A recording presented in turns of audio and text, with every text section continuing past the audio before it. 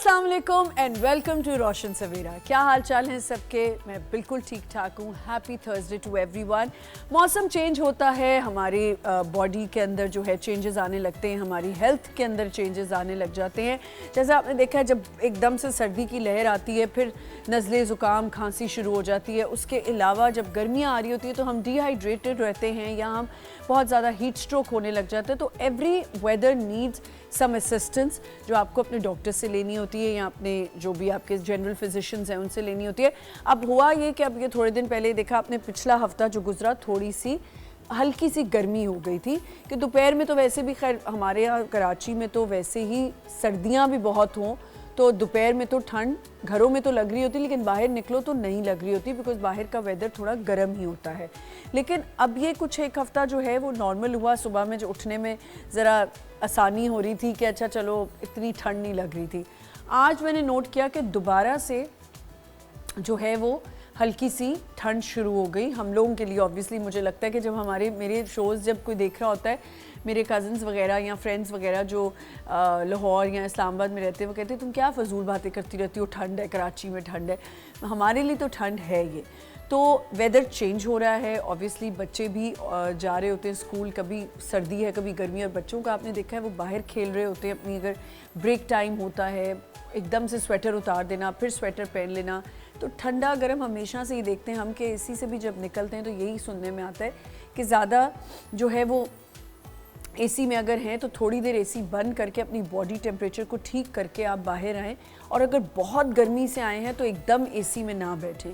तो ये चीज़ें जो हैं वो हमें ख्याल रखनी होती हैं। और आज मैं सुबह सुबह जब ऐसे ही उठती हूँ 6 बजे के करीब जो मेरी आँख खुलती है और मैं उठ के ऐसे लेटे लेटे भी सोच रही थी, ध्यान इंसान की बहुत सी चीज़ें थॉट्स चल रही होती हैं कि हम इतनी अल्हम्दुलिल्लाह सुबह उठ के जब हम सुनते हैं ना, लोग कहते हैं कि अल्लाह का शुक्र अदा करना चाहिए कि अल्लाह ने हमें एक नया दिन नसीब किया है और हम उठे हैं और सेहतमंद उठे हैं।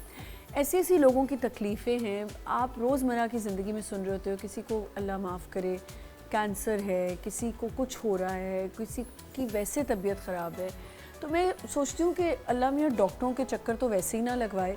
इतनी अजीब लगता है हॉस्पिटल के चक्कर लगाना। और जब आप हॉस्पिटल कभी चले जाए, जैसे मेरी बेटी पिछले दिनों आई हुई थी तो मैं उसकी कुछ टेस्ट करा रही थी, तो अलग अलग परेशानी वाले मुंह आप देख रहे होते हो, लोग पता नहीं किस किस परेशानी से गुजर रहे होते हैं, और फिर हॉस्पिटल में अजीब सा एक माहौल होता है। तो अल्लाह ताला का इतना शुक्र अदा करना चाहिए कि अल्लाह ताला ने हमारा हर ऑर्गन जो है, सुबह जब हम उठते हैं हर ऑर्गन हमारा फंक्शनल होता है।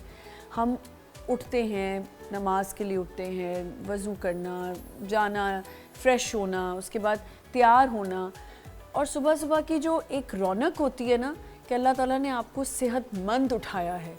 कोई ऐसी तकलीफ़ें, आज जैसे मेरी थोड़ी तबीयत ख़राब थी तो मैं सोची थी कि अच्छा मैं क्या करूं, जाऊं शो करने, ना शो करने जाऊँ। तो I was in two minds कि अच्छा मैं मैसेज कर देती हूँ। मेरी तबीयत इतनी ख़राब थी, लाइक 5 बजे से पहले ही मेरी तबीयत ख़राब होना शुरू हो गई, और मैंने कहा मैं किस तरह शो करूँगी। Like I was feeling very tired, और मेरी अजीब सी तबीयत हो रही थी, गला बहुत ज़्यादा ख़राब हो रहा था, उठा नहीं जा रहा था।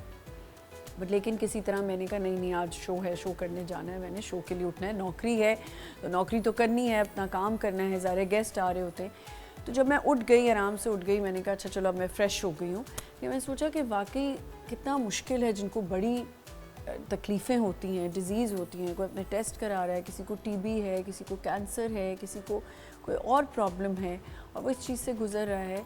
तो अल्लाह ताला का बहुत शुक्र अदा करना चाहिए। मैं गाड़ी चला रही होती हूँ, मैं 10 दफ़ा अल्लाह का शुक्र अदा कर रही होती हूँ। मुझे बस एक वहम होता है कोई एक्सीडेंट ना हो जाए। मैं ऐसी किसी भी चीज़ से बहुत डर रही होती हूँ कि एक्सीडेंट होगा, टांग टूट गई, कुछ और हो गया, हैंडीकैप हो जाए, या हमें बिस्तर पे बैठना पड़ जाए, या हमें कोई और तकलीफ़ हो जाए। तो अल्लाह मियाँ इन चीज़ों से बचाए, और रोज़ाना अल्लाह का शुक्र अदा करें। हम छोटी छोटी चीज़ों की नाशुक्री कर रहे होते हैं, हमें फ़िक्र ही नहीं होती कि अल्लाह ताला ने हमें चलता फिरता रखा हुआ है।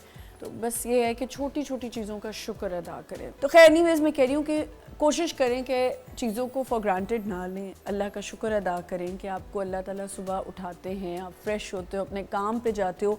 लेथार्जिक होना या काम पे भी ऐसे हो जाना कि आपका दिल ना चाह रहा हो काम करने को, आप किसी भी तरीके से आप ऑफ हो, तो आपके काम में भी बरकत नहीं होती।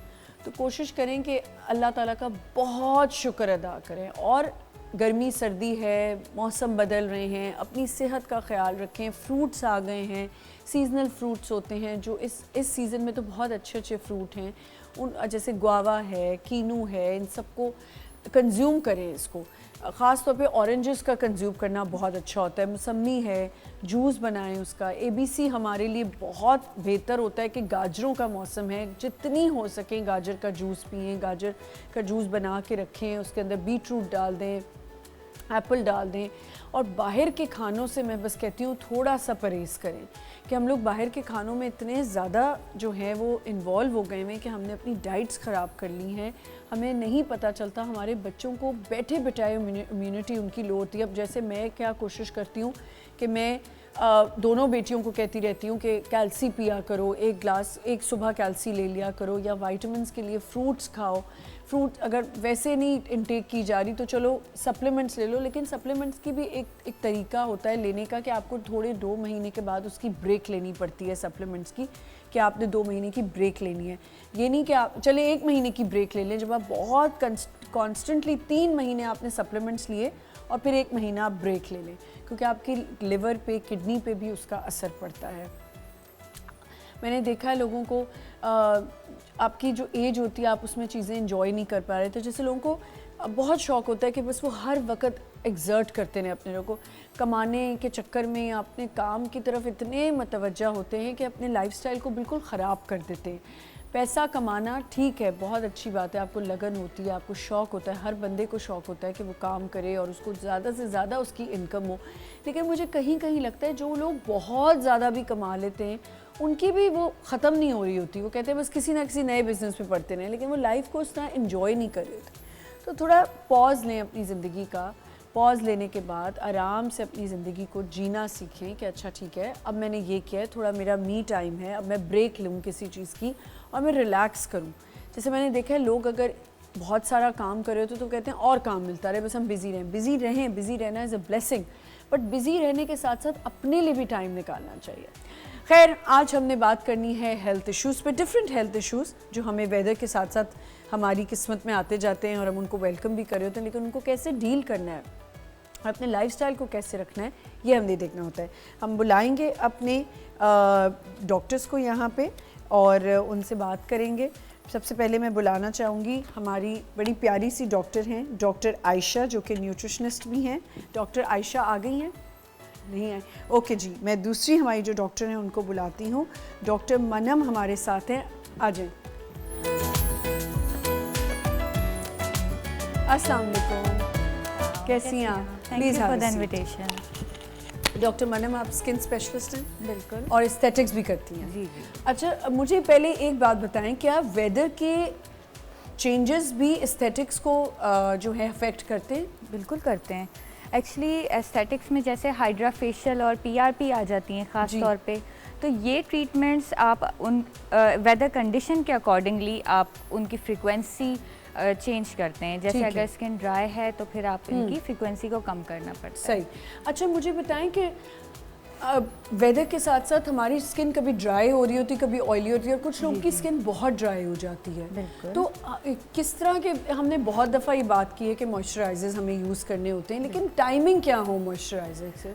देखिए, मॉइस्चराइज़र अप्लाई करने का जो बेस्ट टाइम होता है वो जब आपकी डैम्प स्किन हो उस टाइम, क्योंकि तब मैक्सिमम एब्जॉर्प्शन होती है। ठीक है, डैम्प स्किन को थोड़ा एक्सप्लेन कर दें हमारी मतलब कि जब नहाने के बाद हल्की गीला जिस्म होता है उस टाइम पे आपको लगाना होता है, या आपने फेस वॉश किया है तो हल्की सी नमी है जब फेस पे, उस टाइम आप अप्लाई करें, वो सबसे बेस्ट टाइम है। और एक और चीज़ डॉक्टर, आप ज़रूर इससे एग्री करेंगे, ऑब्वियसली आप तो डर्मेटोलॉजिस्ट हैं, स्किन स्पेशलिस्ट हैं। हम लोग ना सिर्फ अपने फेस तक रहते हैं कि बस फेस सही रहे। अंदर मैंने लड़कियों को देखा है, इतनी स्किन ख़राब हो रही होती है, ड्राई स्किन होती है, बिल्कुल इचिंग हो रही है, उसी को स्क्रैच कर रहे हैं। मुझे ऐसा लगता है नॉर्मल आप क्रीम्स यूज़ कर सकते हैं, अगर क्रीम्स नहीं तो आप कोकोनट ऑयल, जो बिल्कुल असली कोकोनट ऑयल होता है। प्लीज़ आप बताएं, क्या बॉडी पे कोकोनट ऑयल लगाना है सेफ़? जी बिल्कुल, बहुत बेनिफिशियल है बॉडी के लिए, कोकोनट ऑयल बहुत बेनिफिशियल है। अगर आप लोग मॉइस्चराइज़र बाय नहीं कर सकते तो coconut oil is also a good option, but अगर आप मॉइस्चराइज़र्स को ऑप्ट करें तो वो ज़्यादा बेहतर है। और आमतौर पर घर में वैसलीन, पेट्रोलियम जेली सबके पास अवेलेबल होती है, तो वो ड्राई स्किन के लिए सबसे बेस्ट मॉइस्चराइजर। बट ये प्लीज़ स्पेसिफाई कर दें कि पेट्रोलियम जेली मुंह पे लगानी है या नहीं। देखिए अगर किसी की स्किन ड्राई है ना तो वो मुंह पे भी लगा सकते हैं। अच्छा। ये जी बिल्कुल, देखिए वो मैं समझ डॉक्टर्स कहते हैं कि नहीं लगाएं, क्लॉगिंग होती है। इस पे मैंने काफ़ी ज़्यादा रिसर्च भी की है, तो अमेरिकन, यूके, ये सब डर्मेटोलॉजिस्ट कहते हैं कि आप फेस पे भी लगा सकते हैं, बट क्लॉगिंग की जहाँ तक बात है, पेट्रोलियम जेली खुद क्लॉग नहीं करेगा, बट उसमें जब वो एक ओक्लूसिव लेयर बना देता है, और अगर आपकी एक्नी प्रोन स्किन है तो उन्हें एक्नी हो सकती है। तो आप अपनी स्किन टाइप को देखते हो, किसी को एक्जिमा या ड्राई स्किन है वो तो फेस पे पेट्रोलियम जेली लगाते हैं और उन्हें स्किन और अच्छी हील होती है। ऐसा नहीं होता कि उन्हें एक्नी हो जाती है। बट अपनी बॉडी को भी मॉइस्चराइज रखना बहुत ज़रूरी है, क्योंकि जब बॉडी में ना, आपने देखा होगा सर्दियाँ आती तो हमारी बॉडी से कपड़े चिपकने लग जाते हैं, उसके लिए क्या वैसे करना चाहिए? क्रीम्स या फिर पाउडर?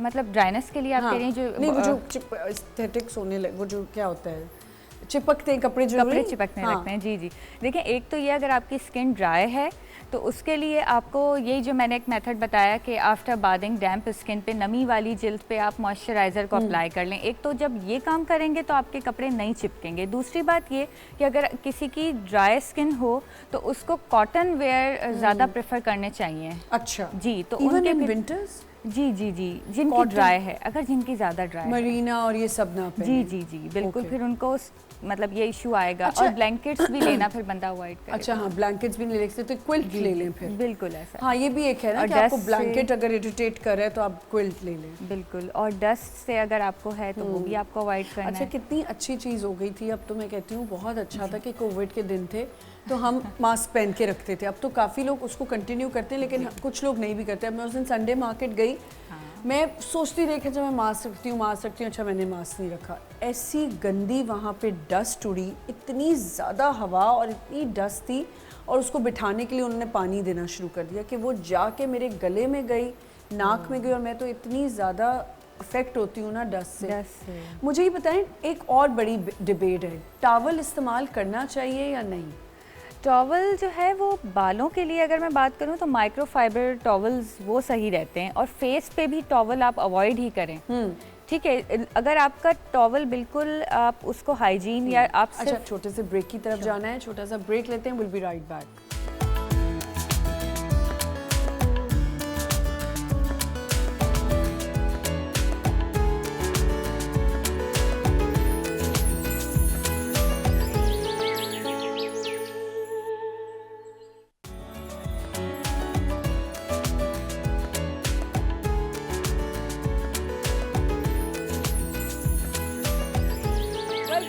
वंस अगेन हमारे साथ यहाँ पे अभी मौजूद है, जिनको मैं पहले बुला रही थी और मुझे लगा वो आ गई हैं सामने, लेकिन आई नहीं थी। हमारे साथ हैं डॉक्टर आयशा अब्बास, जो कि एक न्यूट्रिशनिस्ट हैं और डाइटिशियन हैं। अस्सलाम वालेकुम। वालेकुम अस्सलाम। कैसी हैं आप? मैं बिल्कुल ठीक हूँ डॉक्टर आयशा। हम क्योंकि वेदर चेंज हो रहा होता है, बहुत सी चीज़ें हो रही होती हैं, डाइट चेंज हो रही होती है, खाने पीने पे बात करेंगे। मैंने अभी सुबह ही कहा कि हमारे पास इतने अच्छे फ्रूट्स आए हुए हैं आजकल, हम उसकी कंजम्पशन करें, लेकिन उस पर हम बात करेंगे। आप कुछ कह रही थी डॉक्टर?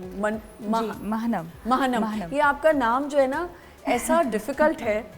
जी बिल्कुल है, और मैं बचपन से इसी चीज़ पे सब मुझसे मीनिंग भी पूछते हैं। क्या मीनिंग है? इसकी मल्टीपल मीनिंग्स हैं पर्शियन एंड अरेबिक में। Sleep of the moon, drop of moon light, half moon. ठीक है। अच्छा, आप कुछ कह रही थी मानम के वो मैं कह रही थी टॉवल की बात हो रही थी ना, आप कह रही थी कि यूज़ करने का, तो मैं ये कह रही थी हेयर के लिए तो माइक्रोफाइबर टॉवल होना चाहिए। वो कैसे पता चले हमें? नहीं, कैसे पता चले मतलब कि वो उसकी तो कंसिस्टेंसी ही वो दराज पे भी अवेलेबल मिल जाते हैं। अच्छा, मिल जाता है। इसके अलावा कुछ ऑनलाइन वेबसाइट्स पे भी अवेलेबल होता है। और इसके जो है फेस के लिए अगर मैं बात करूँ, देखें अगर फेस पे डिस्पोजेबल टॉवल यूज़ किया जाए तो वो बेहतर है, बट वो कॉस्टली पड़ता है। ठीक है, इस तरह वॉश क्लॉथ जो आपको वॉश करके आप दोबारा यूज़ कर सकते हैं। टिश्यू भी बहुत अच्छा है, बिल्कुल अच्छा है। मैं टिश्यू ही ज़्यादा हाँ, टिश्यू भी बहुत अच्छा है वैसे तो ऑनेस्टली स्पीकिंग। मैं वैसे एक मैं सही बात बताऊँ, आप उसको एयर ड्राई होने दें, वो तो बेस्ट है। मैं ऐसे ही करती हूँ। मैं मुंह धोने के बाद उसको पोंछती नहीं, मैं ड्राई नहीं करती, मैं ऐसे ही छोड़ देती हूँ। और वैसे ही आपका जब कहते हैं कि वज़ू का तो पानी वैसे ही आप छोड़ दें तो अच्छा होता है, तो वो अच्छी बात है कि आपके मुंह पे पानी रह जाए, है ना डॉक्टर आयशा? बिल्कुल। डॉक्टर आयशा, फ्रूट्स आजकल बड़े अच्छे आए हुए हैं, आप क्या समझती हैं कि फ्रूट्स जूस की तरह इस्तेमाल करें या खाएं?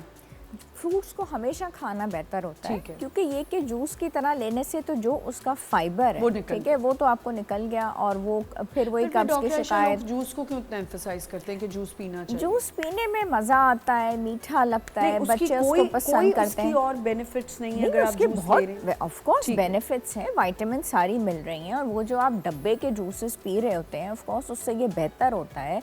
इसमें आपको सारे नेचुरल तरीके से जो विटामिन्स हैं वो मिल रही हैं। अब ऑरेंजेस आए हुए हैं, अब बाकायदा घरों में उसके जो कार्टन्स हैं वो एज गिफ्ट जा रहे होते हैं। अब इतना फल आ जाता है तो जूसर में जूस बना के ले लेते हैं। कौन गिफ्ट्स भेजता है कार्टन के, जरा मुझे बताएं, हमें तो नहीं आते। पड़ोसी भेज देते हैं, हमारे तो कोई, हमें सिर्फ आम के दिनों में भी लोगों से रिक्वेस्ट करनी पड़ती है सच में कि प्लीज 2 बॉक्स भेज दें, 3 बॉक्स भेज दें। सिंदरी आम तो जब जैसे ही आता है ना, बस मैं सिंदरी खाती हूँ तो मैं कहती हूँ प्लीज मुझे कोई बॉक्स भेज दे। आपको कौन ये आपकी सेहत इतने देख के डब्बे, नहीं, आपने कहा फ्रूट्स के डब्बे आ रहे हैं इनके घर हैं, नहीं तो बड़ी लकी हैं आप। नहीं तो आप अच्छी नेबर होंगी शायद। नहीं तो मरीज भी भेज देते हैं। अच्छा, कई। मरीज भी भेजते हैं, हमें कोई नहीं भेजता। आपकी सेहत देख के बिल्कुल भी नहीं लग रहा कि आपने कभी जिंदगी में आम खाया होगा। इतना सिंदरी खाती हूँ मैं, सोच भी नहीं सकती आप। सच में जी। तो उसमें फिर ये होता है कि 6 फल अगर आप जूसर में निकालते हैं तो 1 ग्लास जूस बनता है, 6 फल, ठीक है। अच्छा। अब अगर आप 6 फ्रूट्स खा लें तो वो आपका एक मील बन जाता है, तो उसके बाद आपको खाने की ज़रूरत नहीं है। और बाकायदा से पेट भरता है। आपने वो 6 फल खाए, आपको फाइबर मिला, आपको विटामिन सी कितना अच्छा मिल गया, ठीक है। आपको वो सारे फ्रेश न्यूट्रिएंट्स मिल गए। वो ज़्यादा बेहतर है कि आपने 1 ग्लास जूस पी लिया और उसके बाद आपने खाना खाया, रोटियां खाई। बट फ्रूट्स की इंटेक, 6 फ्रूट एक टाइम पे आप नहीं खा सकते। नहीं खा सकते, तभी ये कह रही हैं मुश्किल है ना, मुश्किल होता है ना, बहुत आप मुश्किल जूस पी है। लेते हैं। आप कीनू नहीं 1 से ज्यादा खा सकते। कीनू 2 खा लेते हैं। 2 हाँ, 2 मैक्सिमम आप खा लेते हैं काले नमक तो के साथ। फल के खाने से आपको वो जो रेशा उसका मिलता है ना, वो जो फाइबर होता है, वो जब आपके जिस्म में जाता है, आपके साथ वो जो भी कोलेस्ट्रॉल होता है ना, वो उसके साथ वो जुड़ जाता है और वो उसको निकाल देता है। उसके फ़वाइद बहुत ज़्यादा। ओके, अब मुझे ये बताएं डॉक्टर महानम कि कोलेजन जब हमारा हम लूज करने लग जाते हैं, कोलेजन के लिए हम क्या खाएं? कोलेजन के लिए तो खाएं, खाने की बात करिए, लगाने की, दोनों। लगाने के लिए क्या सप्लीमेंट्स के तौर पे क्या? देखें, सप्लीमेंट के तौर पे अगर मैं कहूँ तो कोलेजन के सप्लीमेंट्स आते हैं, आपको वो लेना चाहिए। विटामिन ए इंटेक आपका अच्छा होना चाहिए इसके अलावा। और आप जो है प्रोटीन, विटामिन ए, हाँ विटामिन ए, विटामिन ए की बात करें। ए भी, ए जो है आपका मिल्क में भी होता है, इसके अलावा वेजिटेबल्स में भी होता है फ्यू। सही। और ई का भी इंटेक बिल्कुल होना चाहिए, वो भी स्किन के लिए बहुत अच्छा है। और आपका प्रोटीन इंटेक भी ज़्यादा होना चाहिए, ठीक है। क्योंकि कुछ अल्टीमेटली कोलेजन बनेगा तो प्रोटीन से। कुछ लोग होते हैं वो नहीं खा पाते, जैसे गोश्त, मटन, बीफ नहीं खाते, अंडे नहीं खा पाते, तो क्या हम उसको प्रोटीन को शेक्स के तौर पे ले सकते हैं? शेक के तौर पे ले सकते हैं, बिल्कुल ले सकते हैं। बट एक बात बहुत इंपॉर्टेंट कि जो प्रोटीन शेक्स होते हैं ना, उनमें जो जिम वाले ख़ास तौर पे होते हैं, उनमें ना वो स्टेरॉइड्स होते हैं। मार्केट वो नहीं करते, उस पर लिखते नहीं है, बट होते हैं। जी, तो बेहतर ही होता है अगर आपको अपने प्रोटीन या कोलेजन सप्लीमेंट्स ही आप ले लें, उसमें प्रोटीन है तो आप वो ले लें, उसमें वो। डॉक्टर आयशा, आप बताएं कोलेजन के लिए डाइट क्या होनी चाहिए?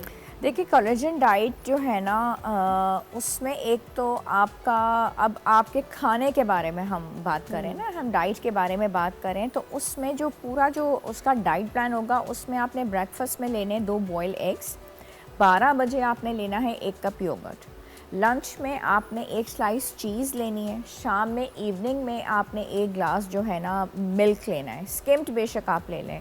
और डिनर में आपका जो होगा ना वो प्रोटीन के फॉर्म में, या आप बारबेक्यू टिक्का ले लें या बोटी। नहीं, ऐसी ये डाइट प्लान आप नहीं, बोटी या टिक्का चिकन वाला। हाँ, डॉक्टर आयशा, नहीं, टिक्का आप घर में बनाए ना, वैसे बाजार वाला 350 रुपए का। आपके नहीं डॉक्टर आयशा, 350 का बिल्कुल नहीं है, है, 550 रुपए का है। कौन सा 300 का टिक्का खरीद रही हैं आप? 350 रुपए का मिलता है। किधर?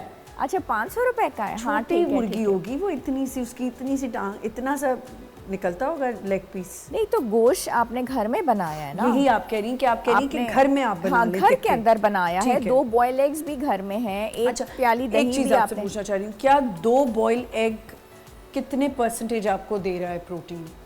2 बॉयल एग्स तकरीबन आपको 30 से 35% दे देते हैं। ठीक ये तो आपने पूरे दिन का मैंने आपको डाइट प्लान शेयर किया, बिल्कुल ठीक। कोलेजन आपको डाइट से खाने के लिए ठीक है। बताया, इसके अलावा उसके पाउडर्स मिल रहे हैं, उसके टैबलेट्स मिल रहे हैं, वो सारी चीज़ें हैं इन्होंने कहा मार्केट में। मिल्क में विटामिन ए है, ठीक है।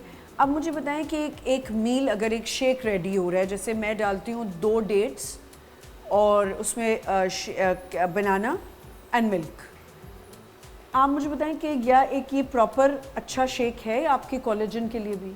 बहुत अच्छा शेक है। आपने इसमें डेट्स डाली हैं, इसमें मिल्क के साथ मिल्क बनाते के साथ हैं, डेट्स एंड बनानास और चीनी भी डालती हूँ। चीनी आप डालती हैं, बस कर दें ख्वाबों में ना डालें आप कभी चीनी डालती हूँ उसमें 2 चम्मच। आप उसमें ब्राउन शुगर डालें। नहीं, मज़ा नहीं आएगा, अच्छा, पीने का वो टेस्ट चेंज हो जाएगा ये ना। तो बिल्कुल नहीं। लेकिन मैं ये अपने लिए नहीं पूछ रही हूँ, मैं लोगों के लिए पूछ रही हूँ कि क्या खजूर की जगह अगर खजूर डाल दिए तो क्या 2 डालें, 3 डालें? आप 2 खजूर डालें, 2 किशमिश डालें। अच्छा, किशमिश हाँ, भी 2 खजूर डालें, 2 किशमिश डालें, 2 इंजीर डालें, इसको दूध के साथ बनाएं और डेली बनाना इस्तेमाल ना करें। एक दिन बनाना कर लिया, एक दिन पीच कर लिया, एक दिन अच्छा। ऑरेंज कर लिया। एक देखिए अल्लाह ताला ने जो फल बनाया मैंगो उसकी जब आए तो नेमत मैंगो है, कर लिए। तो जो सीजनल फ्रूट है उसको आप बदलते डॉक्टर रहें। आयशा, ऑरेंज को कैसे डालेंगे मिल्क के अंदर? ऑरेंज को मिल्क के अंदर नहीं डालेंगे, ऑरेंज का आपने वैसे स्मूदी बना अच्छा, लिया, स्मूदी स्मूदी पी बना लिया, लिया ठीक है। इन चीज़ों के साथ, ठीक है।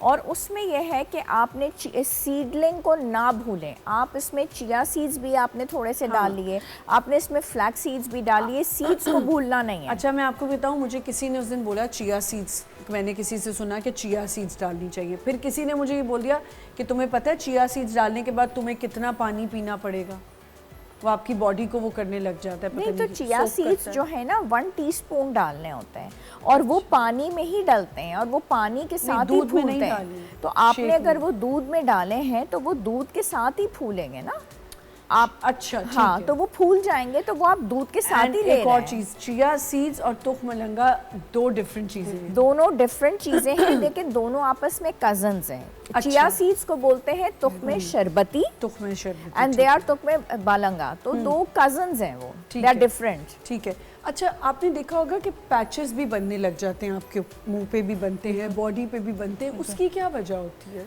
पैचेस देखें, अब पैचेस तो बहुत तरह के होते हैं। आई थिंक आप ड्राइनेस के पैचेस की बात कर रही हैं। अच्छा, हाँ। कहीं कहीं आपको रिंग वर्म्स भी होने लग जाते हैं। हाँ हाँ बिल्कुल। अब जैसे वही मैं बात करूँ कि पैचेस में तो बहुत सारी बीमारियां भी आ जाती हैं। एक्जिमा आता है, एक्जिमा है, टीनिया रिंग आता है, वर्म्स है। सोराइसिस, पे फर्दर स्किन कैंसर्स भी होते हैं जो पैचेस के ही फॉर्म में प्रेजेंट करते हैं। हाँ, सार्कॉइड बिल्कुल। होता है, मतलब मल्टीपल डिजीज़ हैं।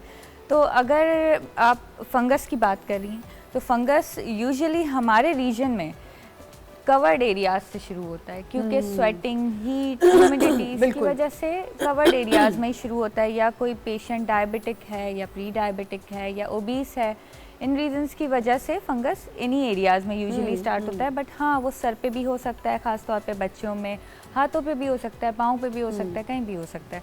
तो उसके लिए तो फिर आपको मस्ट डर्मेटोलॉजिस्ट को विजिट करना चाहिए। सेल्फ ट्रीटमेंट बिल्कुल नहीं करनी, क्योंकि काफ़ी पेशेंट्स हमारे पास आते हैं जिन्होंने सेल्फ ट्रीटमेंट की होती है या फार्मेसी वाले उनको कोई क्रीम दे देते हैं और फिर जो है वो हमें बर्बादी फर्दर शुरू। फर्दर बिल्कुल। हमें यहाँ पे हमें एक छोटा सा ब्रेक लेना है। आज हम डिफरेंट हेल्थ इश्यूज़ पे बात करें कि हम जैसे जैसे वेदर चेंज हो रहा होता है, वायरल इन्फेक्शंस फैलना शुरू हो जाती हैं। आजकल चिकनगुनिया भी बहुत ज़्यादा जो है लोगों को हो रहा है, इस पर भी बात करेंगे। छोटा सा ब्रेक लेते हैं, will be right back.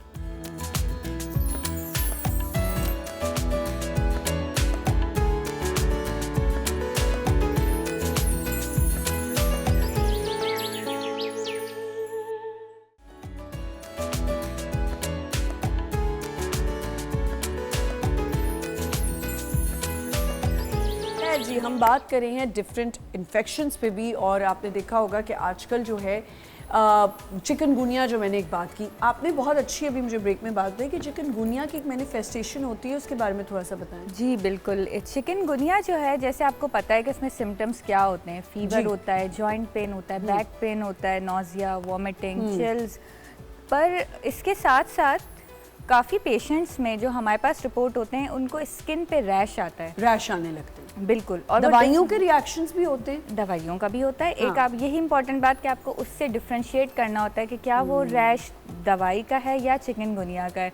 In fact जब पेशेंट आता है तो उसका रैश इस टाइप का होता है कि आप उस पर डायग्नोसिस बना सकते हैं, मतलब आप तशखीस कर सकते हैं बीमारी की उसके रैश को देख के, यानी उन निशानों को देख के। अच्छा। तो किस तरह का रैश होता है, जो टिपिकल रैश है वो नोज़ पे पिगमेंटेशन आ जाती है, यूजुअली स्टार्ट होती है 3 दिन बाद, हफ्ते बाद, 2 हफ्ते बाद चिकनगुनिया के, और फिर वो 2 महीने, डेढ़ दो महीना रहती है। इस तरह का भी रैश होता है। बाकी बॉडी पे छाले भी बन जाते हैं, कभी रेड रैश भी आ जाता है इस तरह का, और कभी सिर्फ इचिंग होती है। इस तरह डिफरेंट रैश होते हैं जो कि मैं इस तरह से बता रही हूँ कि लोग समझ पाएं। अच्छा, क्या आप समझती हैं, आप लोग ये रेकमेंड करते हैं कि अगर किसी दवाई से वाकई रिएक्शन है लेकिन इलाज भी उसी दवाई में है, तो फिर क्या किया जाए? नहीं, ऐसा नहीं होता कि अगर किसी दवाई से रैश हो रहा है ना तो उसका इसका मतलब फर्स्ट उसका इलाज ट्रीटमेंट ही ये है कि स्टॉप द ड्रग। ठीक है, तो स्टॉप कर दें वो फौरी stop तौर ही पे। होती है हमेशा। डॉक्टर आयशा, चिकनगुनिया के जो पेशेंट्स हैं वो कोविड से ज़्यादा जो है वो लेथार्जिक हैं। मैं जिस चिकनगुनिया के पेशेंट से मिली हूँ, जो चिकनगुनिया सर्वाइवर्स हैं, उन्होंने कहा कि हमें कोविड में ये तकलीफ़ नहीं हुई जो अब हो रही है। आप मुझसे मिल रही हैं, मैं चिकनगुनिया का पेशेंट हूँ। मुझे 1 सितंबर को चिकनगुनिया हो गया था। सितंबर, अक्टूबर, नवंबर, दिसंबर और आज जनवरी की, फरवरी की बल्कि 6 तारीख है, अभी तक मेरा पेन नहीं गया है। आप सोच नहीं सकती कि मुझे लाइफ में इतनी तकलीफ नहीं पेन हुई। नहीं गया, लेकिन अच्छी आप फिर भी बहुत लग रही हैं। ये आपकी मोहब्बत है कि हाँ, आप मेरी 15-16 साल पुरानी फ्रेंड है। पूरा सितंबर तो मैं बेड पे थी। इसकी इतनी तकलीफ बहुत है, तकलीफ, इतनी अल्लाह तकलीफ बचाए। है, अल्लाह बचाए। पेन किलर्स भी ले लो, सारी चीज़ें कर लो, लेकिन इसका जॉइंट पेन जाता नहीं है। अच्छा, मुझे जिस चीज़ ने वाकई बहुत फ़र्क दिया है, कहवे ने दिया है। उस कहवे ने उसमें ग्रीन टी, उसमें दालचीनी, उसमें अदरक, उसमें ज़ीरा, इस चीज़ ने मुझे फ़ायदा दिया है। मैंने कौन सी चीज़, मैं खुद डाइटिशियन हूँ, मैंने कौन से अंडे, यखनी, फल, ये जो मैं आप, कि वैसे बीफ ब्रॉथ भी बहुत ताकत देती है। बिल्कुल देती है, बीफ ब्रॉथ भी बहुत ताकत देती है। अच्छा, गर्मी भी उसके बाद आई है। नवंबर तक तो यहाँ कराची में गर्मी थी, उसके बाद ठंड है, लेकिन मैं अभी तक मैं बैठ के उठूँ मुझे तकलीफ होती होगी अभी तक, हालांकि कितने महीने गुजर गए आपको तो नहीं हुआ? नहीं, अल्हम्दुलिल्लाह, अल्लाह का शुक्र है कि मैं अभी, आपको पता है मैं सुबह यही बयान कर रही थी आप लोगों के आने से पहले कि मैं सिर्फ ये सोच रही थी कि मैं ना जब रात को ऐसे स्क्रॉलिंग कर रही हूँ या कुछ देख रही हूँ तो मैं देख रही होती हूँ लोग किस किस तकलीफ़ से गुजरते हैं। कोई मेरी कल फ्रेंड आई हुई है तो मुझे विज़िट करी थी, तो किसी का बता रही थी, यंग सी लड़की, उसको कैंसर हो गया और बच्चे भी हैं, और वो घर को भी देख रही है। वो कहती है मेरे बच्चों को भी ना पता चले कि मैं बीमार हूँ ज़्यादा। कितना मुश्किल है इन डिजीज़ से लड़ना, फ़ाइट करना। आप यकीन करें, मैं दोनों आपको बताऊं, मुझे कोई 1.5-2 साल पहले वर्टिको का अटैक हुआ। अच्छा, मुझे समझ ही नहीं थी कि वो हो क्या रहा है। मैं बीपी लो तो मेरा रहता है, अक्सर ही बीपी लो रहता है। जब भी मेरा बीपी लो होता है तो मुझे चक्कर आने लग जाते हैं और मैं बहुत ज़्यादा ड्राउजी होने लग जाती हूँ। तो उसका इलाज ये है कि मैं जाके ड्रिप लगवा लेती हूँ। एक ड्रिप लगवा ली, I am good to go. खाना पीना तो मैं खाती हूँ, उनको लग रहा होगा शायद मैं नहीं खाती, ये नहीं खाती, मैं सच में खाती ये हूँ। हफ्ते में 1 दफ़ा खाते हैं। नहीं, ऐसा बिल्कुल नहीं है। मेरे घर वालों से पूछें तो आपको पता चले। तो वो खैर, मुझे एकदम से लगा कि मैं डॉक्टर आयशा सर उठा रही हूँ और सर रख नहीं पा रही, बार बार मेरा सर, कभी मैं इधर रखूँ तो मुझे तकलीफ़, कभी मैं उधर रखूँ तो तकलीफ। और सुबह के कोई 7-8 बज रहे थे और मैं यही समझ रही हूँ कि मुझे ना जो चक्कर आते हैं बीपी लो होने में, मैंने कहा मेरा कंफर्म बीपी लो हो गया है। और मैं निकली और मैंने कहा मैं खुद ही गाड़ी चलाती हूँ, और मैं चली गई ज़ियाउद्दीन। गाड़ी भी खुद चला रही थी। अब शबाज से ज़ियाउद्दीन तक मुझे ऐसा लगे कि मुझे कुछ हो रहा है, मैं गाड़ी भी नहीं अब चला सकूंगी, और मुझे लगे कि मैं गई। फिर भी मैंने बड़ी हिम्मत करके गाड़ी चलाई, मैं डॉक्टर पे पहुंची, और मैं जाते ही खुद, होते ना जो पेशेंट्स खुद ओवर स्मार्ट हुए होते हैं, मैं कह रही हूँ उनको, इमरजेंसी की डॉक्टर को, कि मुझे मेरा बीपी लो हो गया है, मुझे जल्दी से एक ड्रिप लगा दूँ। उसने कहा आप रिलैक्स करें बीबी, मैं अपनी मर्ज़ी से देखूँगी कि आपको क्या हुआ है। और ऑनेस्टली मैं उनको कहती जा रही हूँ कि मेरा बीपी लो है। मैं इसलिए ये स्टोरी सुना रही हूँ कि प्लीज़ लोग इस चीज़ को बहुत ज़्यादा सीरियस लें। उन्होंने कहा अच्छा आपका बीपी लो है, मुझे चेक करने दें। जब डॉक्टर आयशा उन्होंने मेरा बीपी चेक किया तो मेरा बीपी इतना हाई था, पहली दफ़ा ज़िंदगी में मुझे पता चला मेरा बीपी हाई, और वो हाई था जिसको आप लो समझ रही थी। और उन्होंने कहा आपका बीपी बहुत ज़्यादा हाई है। उन्होंने पहले तो मुझे बीपी हाई लो करने की गोली दी। मैंने कहा आप गलत कह रही हैं, मेरा बीपी कभी हाई हुआ, इन्होंने कहा आपका बीपी इस वक्त शूट कर जाएगा, आप बिल्कुल रिलैक्स हो जाओ। और बीपी गोली दी मुझे, ज़बान के नीचे गोली दी। पहले मेरा बीपी उन्होंने कंट्रोल किया। उसके बाद मैंने कहा मुझे बताएं मुझे क्या हो रहा है, मेरा सर नहीं रुक रहा। उन्होंने कहा आपको वर्टिको हो रहा है। मैंने कहा मुझे तो कभी वर्टिको नहीं, उन्होंने कहा कभी चीज़ पहली दफ़ा ही होती है। मैं ऑनेस्टली आपको बता रही हूँ, मैंने नमाज़ों में मैंने नफल पढ़े कि अल्लाह मियाँ मेरा ये चला जाए वर्टिको। मैं रोती थी कि मेरा वर्टिको चला जाए। मुझे ऐसा लगता था मेरे सर पे कोई पत्थर मार रहा है, मैं कोई काम नहीं कर सकती। और आवाज़ें आती हैं, और आवाज़ें आ रही हैं, और मैं सर रख रही हूँ, मैं उठ रही हूँ। उस पूरे टाइम पे मैंने अपने घर की शिफ्टिंग भी की, रोज़े भी स्टार्ट हो गए, और मेरा वर्टिको नहीं है। फिर मैं आई सर्च पे, और आहिस्ता आहिस्ता आहिस्ता करके वो एक वाहिद बीमारी है जिसने मुझे हिला दिया था। तो मैं सोचती हूँ कि लोगों को डिफरेंट बीमारियाँ होती हैं, तो अल्लाह का बार बार शुक्र अदा करें और कहें कि अल्लाह मियाँ हमें इन चीज़ों से दूर रखे। अल्लाह मियाँ इन चीज़ों से दूर रखे, अल्लाह मियाँ मतलब माफ़ कर दे। तो एक आँख भी आपकी इरिटेट हो रही हो ना, तो आपको पूरा दिन ख़राब हो जाता है। तो लोग कीमो से गुजरते हैं, किन किन चीज़ों से, आपके एब्डोमेन में क्या कितनी तकलीफ़ें होती हैं, आपको स्टोन्स हो जाते हैं, आपके लिए कितना मुश्किल है। बेशक। तो अपने आप को सेहतमंद रखें, लेकिन अल्लाह से बस बार बार माफ़ी मांगे कि हमें किसी ऐसी बीमारी से ना गुजरना पड़े। बेशक, आमीन।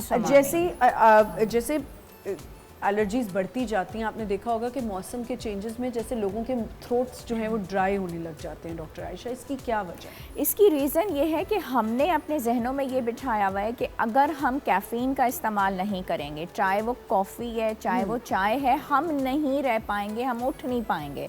लेकिन एक चाय के कप के साथ हमें 2 गिलास पानी पीना है। एक चाय का कप हमारे जिस्म से सारे पानी को निकाल देता है, हमें ड्राई कर देता है।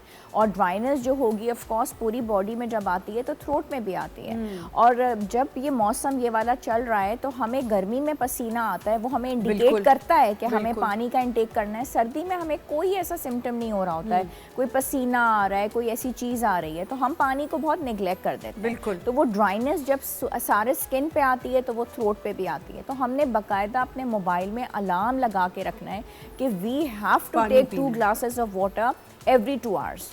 तो उस तरीके से हमारे 10 से 12 ग्लास का जो इनटेक है वो 12 से 24 घंटे के अंदर हमारा पूरा कंप्लीट हो जाएगा। लेकिन बताइए क्या डॉक्टर आयशा, यूटीआई इन्फेक्शंस भी तो फिर हो जाती है ना अगर आपको बाथरूम सही नहीं मिल रहा, ये भी एक बड़ी प्रॉब्लम है डॉक्टर आयशा। पानी तो आप पीते रहो, अब शूट्स पे हर बंदा बाथरूम जा रहा है, तो मैं हमेशा ये कोशिश करती हूँ कि कहूँ सबको, और एक आपके पास सैनिटाइज़र होना चाहिए, या आप डिटॉल बॉटल बना लें और उसको जो है स्प्रे करें। हाँ, अच्छा, ये जैसे इन्होंने कहा कि कैफ़ीन लेना बहुत ज़रूरी है, और या वो कॉफ़ी की शक्ल में लें, या क्या आपकी स्किन पे इसके असरात होते हैं अगर आप बहुत ज़्यादा कैफ़ीन भी ले रहे हैं? देखिए, कैफ़ीन जो है वो जितना मुझे पता है वो डिहाइड्रेट करता है, वो बॉडी से फ्लूइड निकालता है, ठीक है। तो इससे स्किन पे भी असरात आते हैं, यानी कि स्किन ड्राई होने लगती है। तो अभी जैसे रमज़ान भी आ रहा है और लोग चाय तो फिर उसी तरह से पी रहे होते हैं, तो मतलब डबल ड्राइनेस हो जाएगी फिर आपको, एक तो कैफ़ीन की वजह से और दूसरा रोज़े रख के ना। तो इसलिए जो है अगर आप कैफ़ीन यानी चाय या कॉफ़ी पी रहे हैं तो बेहतर है कि आप उसको पी लें सहरी में, ठीक है, ताकि जब आपने सहरी की है तो वो आपका थ्रू आउट जो है वो मतलब चल सके। बट आप ये जब आप इफ्तार में लेंगे तो वो और ज़्यादा डिहाइड्रेशन करवाता है इस चीज़ पे, तो डेफिनेटली स्किन पे इस चीज़ का अफेक्ट आता है। अच्छा, सन ब्लॉक जो है हम बड़ा इग्नोर कर रहे होते हैं, और ये हम अपने शो पे रिपीटेडली ये बात ज़रूर बताते हैं जब भी डर्मेटोलॉजिस्ट आते हैं। अच्छा, सन ब्लॉक जिसमें कभी लिखा होता है SPF, SPF, हर स्किन को वो सूट कर जाता है? नहीं। अच्छा, यहाँ पे हम ब्रेक लेंगे, यहीं से हम कंटिन्यू करेंगे, छोटा सा break, will be right back.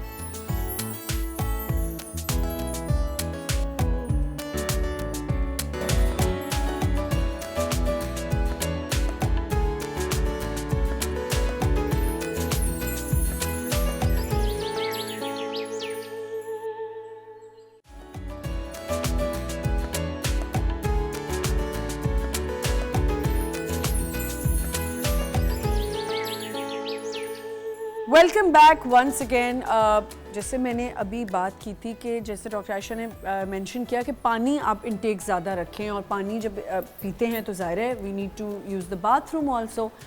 एक चीज़ हमेशा ध्यान में रखें कि हम क्या हमारे जहनों में क्या है कि अगर हमें बहुत चीज़ शीशे की तरह चमक आ रही है ना, तो हम अगर वो क्या कहते हैं उस ग्लास को कोरियन वो जो नहीं वो जिससे आप चेक करते हैं, जब बहुत पार्टिकल्स मैग्नीफाइंग देखते हैं, ग्लास, हाँ मैग्नीफाइंग ग्लास जो होता है उससे हम देखें तो फिर हमें बहुत सी चीज़ें नज़र आती हैं। इसी तरह जब हम ट्रैवल कर रहे होते हैं, हम देखते हैं कि एयरपोर्ट्स हैं और उनके बहुत क्लीननेस होती है, बहुत बाथरूम क्लीन होते हैं, सब ट्रैवल करते हैं, सब देखते होंगे। हमारे भी यहाँ पे आप देखें मॉल्स में भी बहुत ज़्यादा सफाई होती है, तो लोग समझते हैं हम बाथरूम यूज़ कर लें। हमेशा अपने साथ सैनिटाइज़र रखें या टिश्यूज़ का इस्तेमाल करें। बहुत सी इन्फेक्शंस जो है ना वहाँ से शुरू होती हैं। बिल्कुल। डॉक्टर आयशा, इन्फेक्शंस पे हम बात करें ना तो यूटीआई सबसे बड़ा मसला है लड़कियों का, और लड़कों का भी होगा लेकिन लड़कियों को बहुत ज़्यादा होता है। तो ये बात, इस यूटीआई को ट्रीट करने के लिए क्या किया जाए? देखिए, बात ये है कि एज अ फिजिशियन मैं समझती हूँ कि ये बहुत कॉमन कंडीशन है। हाँ। और लोग अपनी सफाई का, हाइजीन का ख्याल नहीं रखते, जो कि हमारा तो है कि सफाई निस्फ़ ईमान है। ठीक है, अब ये फंगल इन्फेक्शंस इसमें काफ़ी रोल प्ले करती हैं, और ये वैसे बैक्टीरियल और ई कोलाई की वजह से भी होता है, होगा तो फिर रिपीटेडली होता रहेगा। ठीक है, और उसमें फिर इसको ट्रीट करने के लिए इन जनरल एंटीबायोटिक्स का कोर्स ही कराया जाता है 5 डेज़ का। ठीक है, उससे ही फ़ायदा होता है। लेकिन इसमें यह है कि पानी का जो इंटेक है वो बहुत इम्पॉर्टेंट है। इसमें Luke warm water along with lemon हम देते हैं, उससे बहुत फ़ायदा होता है। ग्रीन टी का इंटेक भी कराते हैं। लेकिन एंटीबायोटिक्स का जो कोर्स है 5 डेज़ का, वो इसमें बहुत इम्पोर्टेंट रोल प्ले करता है। और चूँकि ये दोबारा भी रिपीट होता रहता है, तो वो जो आपकी सोर्स थी ना, अब एक जगह से जब आपको लगा है, ठीक है, आपको हम ये कोर्स करा दिया और वहाँ से आपको बचा लिया, अब आप दोबारा उसी जगह से जहाँ से आपको लगा है आप उसको यूज़ करेंगे तो ऑफ कोर्स ये दोबारा होगा। ठीक है, अच्छा, इसमें क्रैनबेरी भी बहुत इम्पोर्टेंट रोल बहुत अच्छा प्ले करता है। हाँ, तो इसमें कितनी दफ़ा आप क्रैनबेरी ले सकते हैं? 2 से 3 दफ़ा, चाहे आपको यूटीआई है या नहीं है। नहीं, अगर यूटीआई है उसको बेहतर करने के लिए भी ना उसको हाँ, भी पिया जाता तो है। वो यूरिनरी ट्रैक इन्फेक्शन अगर हुआ है तो फिर 2 से 3 दफ़ा आप उसको ले सकते हैं। अदरवाइज आप उसको एक दफ़ा इस्तेमाल कर सकते हैं। इन्फेक्शन नहीं है, प्रिकॉशनरी ले सकते हैं। It is very good. अच्छा, क्योंकि हम यूटीआई की बात करें, कभी कभी आपको ऐसी जगहों पे बैठने से बहुत सारे रैशेस भी हो जाते हैं, और बेबी रैशेस बहुत होते हैं। ये ख़वातीन का एक बहुत बड़ा मसला है कि उनको ख़वातीन जब बेबी बॉर्न होता है और न्यू बॉर्न बेबीज़ होते हैं या आपके बच्चे टॉटलर्स होते हैं, सबसे बड़ा मसला जो है जब वो डायपर पहनते हैं तो एक तो उनको रैशेस हो जाते हैं, बड़ों को भी रैशेस होते हैं। अब हम कुछ घरेलू टोटके बहुत करने लग जाते हैं, क्या वो सही है? नहीं, बिल्कुल सोडा लगाना नहीं, बिल्कुल ये चीज़ सही नहीं है। हाँ। तो आप बच्चों के रैश की बात कर रही हैं या बड़ों की? दोनों की बात कर रही हैं? दोनों की बात कर रही हैं। देखिए, चाहे बच्चों का रैश है या चाहे बड़ों का है, तो आपको डर्मेटोलॉजिस्ट को ही विज़िट करना चाहिए। अब जैसे बड़ों में अगर रैश हो रहा है, जो आपने बताया कि जो वॉशरूम से लग जाता है, तो फंगल इन्फेक्शन होता है यूजुअली, ठीक है, तो वो भी बिल्कुल आपको डर्मेटोलॉजिस्ट को विज़िट करके और फिर ही उसका ट्रीटमेंट स्टार्ट करना चाहिए। और बच्चों की जहाँ तक बात है, तो बच्चों को डायपर रैश हो जाता है, जो कि ज़्यादा पैम्पर पहनाने से हो जाता है। ठीक है, ज़्यादा देर तक अगर पैम्पर पहनाया हुआ है या फिर ओवरनाइट उन्होंने वॉशरूम अगर पास कर दिया है और डायपर चेंज नहीं हुआ है, फ्रीक्वेंट डायपर चेंज नहीं हो रहा है या ज़्यादा देर तक लगा रह रहा है, इस वजह से डायपर रैश हो जाता है। अब इसके लिए जो है एक तो very commonly available pseudo cream वो बहुत अच्छी है।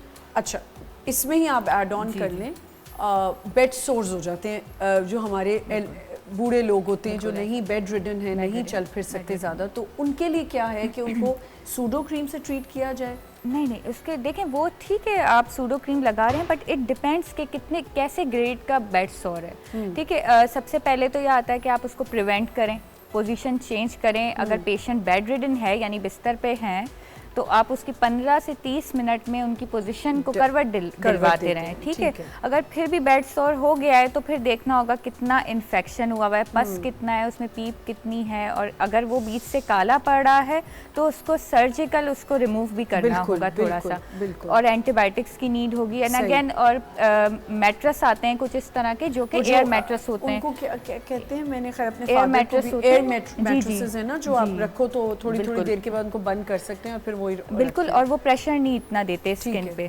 तो ये भी होता है अवॉइड करने का तरीका। और फिर अगर हो गया है तो प्रॉपर ट्रीटमेंट। हर बंदा ऑइंटमेंट्स तो नहीं अफोर्ड कर सकता, तो मुझे ये बताएं कि कुछ मदर्स ऐसी होती हैं या लोग ऐसे हैं कि वो ऑयल का इस्तेमाल कर लेते हैं, मस्टर्ड ऑयल है या कोकोनट ऑयल है, which oil is better to apply? देखिए, जो सबसे बेस्ट ऑयल है अगर रैश की मैं बात करूं बच्चों के लिए, तो वो है आलमंड ऑयल, ठीक है, वो सबसे बेटर है।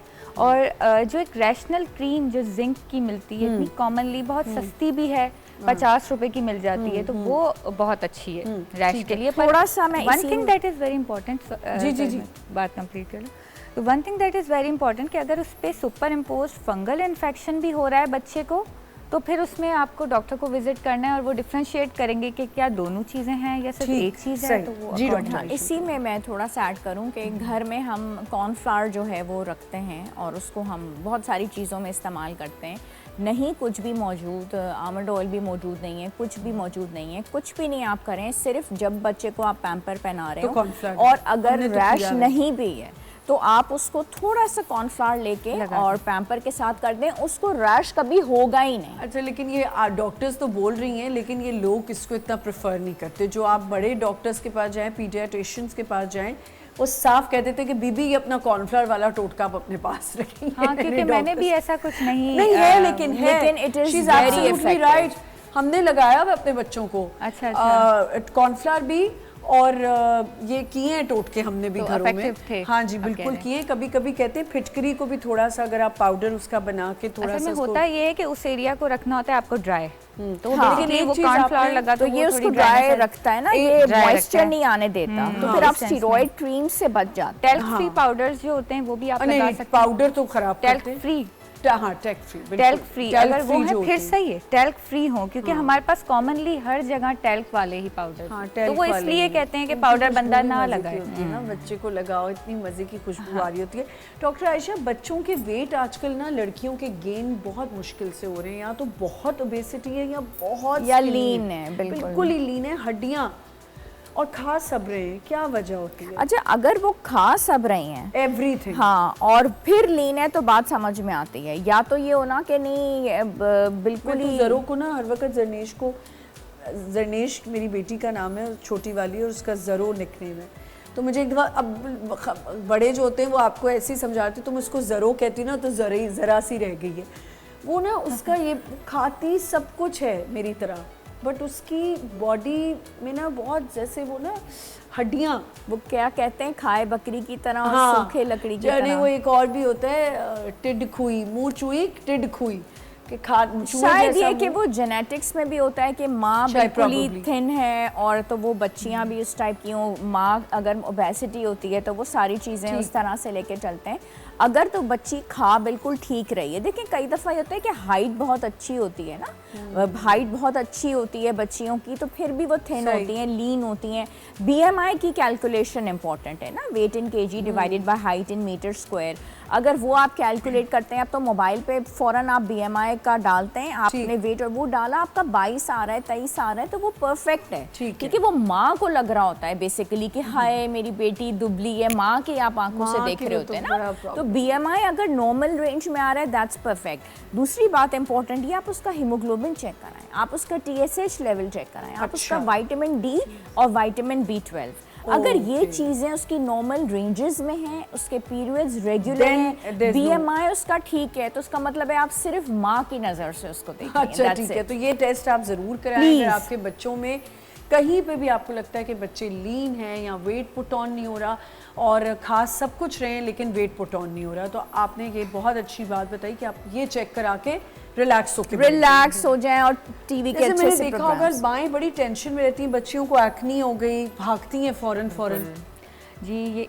ये तो मैं कहूँगी कि अगर गवर्नमेंट और प्राइवेट क्लिनिक्स में ज़्यादातर एक्नी के ही पेशेंट आते हैं, बिल्कुल वेरी कॉमन ना, तो एक्नी की ट्रीटमेंट की अगर बात करें, मुझे मानम ये बताएं डॉक्टर मानम कि कुछ बच्चियों के पस नहीं होती, लेकिन एक फूले हुए मोटे मोटे दाने निकल आते हैं। दाने निकल उसके आते हैं। जैसे वो एक होता है ना बनने वाला, मुंह बना रहा होता है लेकिन मुंह बन नहीं वो रहा असल होता। में डीप सीटेड होते हैं, यानी वो अंदर इतने अरे, होते हैं कि बाल उनका तोड़ मुंह टाइप नहीं ना? जी, कि उनका मुंह नहीं बन रहा होता, हाँ। पर वो पेनफुल होते हैं। अच्छा, मैं आपको बताऊं, मेरी तो ज़िंदगी में मैंने ये सब चीज़ें देख ली है ना, बाल तोड़ और ये सब। बाल तोड़ को भी बहुत प्लीज़ ये डॉक्टर बेहतर बनाएंगी कि बाल तोड़ का तरीका क्या है। बाल तोड़ इनग्रोन के लिए Ingrown ना, के लिए, जी। इनग्रोन। अब वो आप अगर लेग पे बात कर रहे हैं या किसी को फेस पे हुआ है, जिसको मोटे बाल ज़्यादातर आते हैं लोगों को ना, अंडर आर्म्स में होता जी, है। जिनको मोटे बाल अगर आते हैं ना, तो अंडर आर्म्स पे भी ठीक है होता है वो, तो एक फिर हमें कुछ चीज़ें और रूल आउट करनी होती हैं। देखिए, अगर अंडर आर्म्स की तो आप फिर बात आपको कर रही दूसरे हैं, डॉक्टर्स को हाँ, बताना पड़ता है नहीं कि- नहीं, मतलब वो तो डर्मेटोलॉजिस्ट उसकी वो करेगा। यस, अब मैं इस पे बट बताती देन हूँ। उसमें बहुत सी चीज़ें ऐड ऑन हाँ, हो जाती हैं ना, मतलब कि एक अगर होता है आपको कि अगर बाल तोड़ हो रहा है अंडर आर्म्स और अंडर लेग्स में, तो वो उसको कहते हैं फ्रंक्यूलोसिस। ठीक है, फ्रंक्यूलोसिस में ये होता है कि पेनफुल, बहुत दर्द वाला दाना बन जाता है। फिर हमें अगर यहाँ वो पे एक ज़्यादा छोटा सा बड़ा है, ब्रेक लेना है। चलिए। ब्रेक से आएंगे, यहाँ से कंटिन्यू करेंगे। बाल तोड़ को घर में ट्रीट ना करें, ये आजमाई हुई बात है, इस पे हम ज़रूर बात करेंगे। एक छोटा सा ब्रेक लेते हैं, विल बी राइट बैक।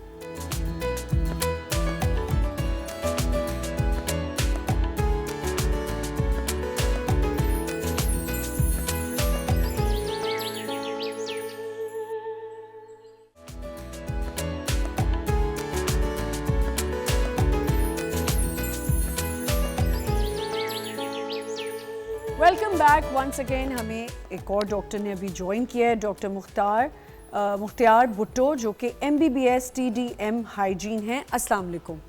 वालेकुम अस्सलाम। कैसे हैं डॉक्टर साहब? आई एम गुड। डॉक्टर साहब, TDM तो हमें बता दें क्या है? ये पोस्ट ग्रेजुएट डिप्लोमा है जी। From University College London. Okay, UCL। जी, one of the world renowned of course it is, yes. ठीक है, तो उनकी एक I mean I should say sister institute है, London School of Tropical Medicine and Hygiene. अच्छा, वहाँ से ये पोस्ट ग्रेजुएट हम तो डिप्लोमा है। डॉक्टर साहब हाइजीन पे ही अभी बात करते हैं। जी। अच्छा हुआ कि आपने हमें ज्वाइन भी कर लिया, कि हाइजीन पे बात हो रही थी, और मैं चाहूँगी कि आप वो कंप्लीट कर लें। जो मैंने बाल तोड़ की बात की, उसको एप्सिस कहते हैं। जी, एप्सिस, फ्रंकल, बिल्कुल फ्रंकल इसी कहते हैं। तरह। अच्छा, अब लोग खुद बैठ के उसका ऑपरेशन कर देते हैं घर में। नहीं, ये बिल्कुल भी सही अप्रोच नहीं है। अगर आपको बाल तोड़ हुआ है, पहली बात तो बहुत पेनफुल होता है, ठीक जी। है। अगर उसके साइज़ पे डिपेंड करता है कि वो कितना बड़ा है। अगर ज़्यादा बड़ा है तो उसकी इंसीजन, यानी उसको कट लगा के उसमें मेरा से तो पस हुआ है निकालनी ना होगी। डॉक्टर साहब, इसलिए मैं कह रही हूँ अच्छा, कि मैं सही। बनी थी डॉक्टर खुद ही। छोटा सा वो दाना था, और ज़ाहिर है घरों में यही कहा जाता है डॉक्टर आयशा, कि वो जो प्लास्टर आता है छेकों वाला, वो लगा लो, इसका मुंह बनेगा और ये खुद ही हो जाएगा, ख़त्म हो जाएगा। पैराडोना, जब पैराडोना क्या कहते हैं उस प्लास्टिक को, वो लगा दे। अब वो लगा तो लिया, अब वो मुंह हल्का सा बना, तो मैंने बैठ के अपना ऑपरेशन खुद करने की कोशिश की। वो ऑपरेशन करके मैं सो गई। जब मैं सुबह उठी तो मेरी इस टांग नी इतना बड़ा एक चीज़ बनी हुई, और मुझे तो समझ नहीं आई कि हुआ क्या है। और मैं तब बहुत छोटी सी जवान लड़की थी, और मुझे समझ नहीं आई कि हुआ अभी क्या भी मेरे है, साथ। अभी नहीं भी नहीं, है। वो मैं 16 साल की थी तब। नहीं नहीं, अभी भी 16 साल की, और वो बन गया डॉक्टर आयशा। अब मैं परेशान कि ये हुआ क्या, ना मुझसे चला जाए ना उठा जाए, पूरी टांग मेरी सूजी हुई। इवेंचुअली क्या हुआ कि मेरा वो ऑपरेट हुआ, कोई 1 घंटे का ऑपरेशन हुआ उसको लोकल एनेस्थीसिया के साथ। तो प्लीज़ डॉक्टर ये बताइए सबको। देखिए, जैसे अभी इनका केस है, इनका जब स्टार्ट हुआ दाना तो इतना बड़ा नहीं था, जब इन्होंने इस पे छेड़छाड़ की तो ज़्यादा बड़ा हो गया और फर्दर इन्फेक्टेड हो गया। तो ये बिल्कुल नहीं करना चाहिए, साइज़ पे डिपेंड करता है। अगर छोटा है तो सिर्फ हम एंटीबायोटिक देंगे, उससे भी क्लियर हो जाएगा। बट अगर ज़्यादा बड़ा है तो फिर इंसिजन और ड्रेनेज, यानी चीरा लगा के उसको क्लियर करना पड़ता है। डॉक्टर साहब, हम हाइजीन पे बात कर रहे थे अभी। हम कुछ बीमारियां तो हमें इसलिए भी ज़्यादा लग रही होती हैं कि हम घर में रहते भी हाइजीनिक नहीं होते। एग्जैक्टली, आई मीन अभी जैसे आपने ये बात कर रही थी, तो इसीलिए हम कहते हैं कि नीम हकीम खतरे जान। अगर आप खुद से without proper protocol and guidance अगर आप खुद इंटरवीन करते हैं, तो उसमें फिर आपको कॉम्प्लिकेशंस आपको फेस करनी पड़ती हैं। जैसे आपने खुद कहा कि ये मामूली सा कोई स्टेफिलोकोकल इन्फेक्शन होगा जी, वो स्किन पे आया और उससे एक पस बनी जी, और आपने उसको खुद से जो है अपने हाथों से आपने किया, और and you face the consequences. ये भी एक हाइजीन का ही एक सब टॉपिक है बेसिकली, ठीक है। तो इसीलिए हम कहते हैं कि अगर आप अंडर एसेप्टिक मेयर्स जाती proper, in a designated place, at a designated place, और उसमें फिर आपका IND हम कहते हैं उसे, इंसिशन एंड ड्रेनेज होता, और एक जो है वो गॉज जो है जो स्टरलाइज्ड होता वो अगर आ जाता तो कुछ भी नहीं होता। मेरे ख्याल में शायद एंटीबायोटिक की ज़रूरत भी ना पड़ती। तो इसीलिए ये जो मेरी अब स्पेशलाइजेशन की आप बात कर रही हैं, ये इन्फेक्शस डिजीज़ हैं ट्रॉपिकल कंट्रीज़ के। अब हमारा मुल्क भी आपको पता है कि साउथ ईस्ट एशिया जो है ये ट्रॉपिकल कंट्रीज़ हैं, तो यहाँ पे इन्फेक्शस डिजीज़ जो हैं वो बहुत कॉमन हैं, जैसे मलेरिया है, टाइफाइड है, चिकनगुनिया है, आपके चिकनगुनिया है, या आपके गैस्ट्रोएंटाइटिस के काफ़ी केसेस हैं। तो ये कॉस्मोपॉलिटन कराची जो one of the biggest city of world है, टॉप 10 में है शायद ये कहीं, तो वहाँ कॉस्मोपॉलिटन ये इन्फेक्शंस होते हैं। अब ये जो आपको हो रहा है ना, मुझे डॉक्टर साहब ये कल रात से हो रहा है डॉक्टर आयशा, और ये ENT का मसला है, परेशान हो गई हूँ। It could be because of seasonal actually reaction, जो कोई हाइपर सेंसिटिव। इस दफा की जो सर्दियाँ आई हैं ना मेरे लिए वो ऐसी आई हैं कि मैं समझ ही नहीं पा रही हो क्या रहा है मेरे साथ। आई भी ज़्यादा है, पता नहीं क्यों। मैं अक्सर मुझे साइनस का शायद दोबारा अटैक होने लगे। डॉक्टर साहब ये साइनस भी कभी होता है कभी नहीं होता, आपको पता ही नहीं चल रहा होता। एग्जैक्टली देखिए, हमारा जो हमारी बॉडी का जो सिस्टम है ना, वो रेस्पिरेटरी सिस्टम है which is directly expose to the environment. Yes. And can you imagine कि जो हमारे मुल्क में या दुनिया आजकल आपको पता है ग्लोबल वार्मिंग पे और इन्वायरमेंटल साइंसेस पे कितनी फंडिंग कर रही है और कितनी रिसर्च हो रही है। एब्सोल्युटली। ठीक है, हमारा उस यहाँ हमारे पार्ट ऑफ वर्ल्ड में उसका अशर अशीर भी नहीं है। एंड अगर आप फील करें जो इस टाइम कराची की जो वेदर है या जो पॉल्यूशन है या जो एनवायरमेंटल इसकी जो कंडीशन है, तो अब जब हमारा रेस्पिरेटरी सिस्टम डायरेक्टली एक्सपोज्ड है और हमने ऑक्सीजन तो लेनी है ना, जिंदा रहने के लिए ऑक्सीजन ज़रूरी है, तो it has to go through the nostrils. Yes. और फिर nostrils are directly connected with your sinuses. And again I mean your ENT doctor साहबा बैठी हैं, नहीं ये स्पाउस ऑफ ENT, यस। तो उसमें फिर आपके ईयर, नोज, थ्रोट जो है they are directly connected with your I mean environment, तो उसमें फिर ये साइनसेस।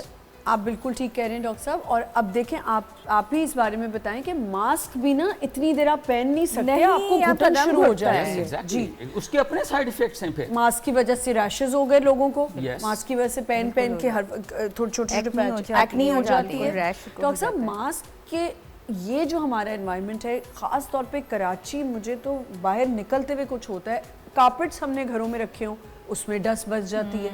अब झाड़ू करो तो वो आप कैसे रहें मुझे बताएं, ये तो टाइल्स भी आप रखें तो वो भी डस्ट है। ये एलर्जेंस हैं बेसिकली। जी, और आपको खुद को मालूम हो जाता है कि आप किस पर्टिकुलर एलर्जेन से जो है वो आपको स्टिमुलेट करता है और you get I mean infected with that particular thing. उसमें माइट्स भी हो सकते हैं, उसमें आपके रैट्स भी हो सकते हैं, कारपेट, कर्टेन, एवरीथिंग। पेट से भी आपको हो जाता है। डॉक्टर साहब मुझे एक बात बताइए कि क्या हर इन्फेक्शन, जैसे कहते हैं ना निप इन द बट हो जाना चाहिए, लाइक यू स्टार्ट कॉफिंग या यू स्टार्ट स्नीजिंग या जो भी, सो क्या इमीडिएटली हमें एंटीबायोटिक्स पे चले जाना चाहिए? ये बहुत अच्छा क्वेश्चन है आपका। अच्छा, इस क्वेश्चन के जवाब में मैं बात करूंगा ऑन द इम्यूनिटी। देखिए, जो सेल्फ डिफेंस होता है ना, वो सबसे आपकी इम्पॉर्टेंट और प्राइमरी वॉल होती है to save you from any invading organism, जिसमें आपके वायरसेस भी हो सकते हैं, आपके बैक्टीरिया भी हो सकते हैं, फंगस भी हो सकते हैं, आपके पैरासाइट्स भी हो सकते हैं। तो जो अभी आपका जो क्वेश्चन है कि जैसे ही अगर आपको कुछ होता है आप फौरन एंटीबायोटिक लें, नहीं लेना चाहिए। क्योंकि I have been trained in England, I have honour to work at Saint Mary hospital as well, so वहाँ पे prevention is always the excellent answer to your onsetting तो दवाई देते ही नहीं ना आपको। तो जब अगर आपकी इम्यूनिटी अच्छी होगी, अब अगर इम्यूनिटी कैसे अच्छी होगी, वो तब अच्छी खाने पीने से, वो सिर्फ खाने पीने से नहीं, वो तब अच्छी होगी जब आप सनलाइट को एक्सपोज कर रखोगे खुद को, आप डेली एक्सरसाइज करोगे, आप अच्छी नींद लोगे, आप क्लीन पानी पियोगे। उस पर फिर एक बड़ा क्वेश्चन मार्क है, आया कि अवेलेबल है भी या नहीं।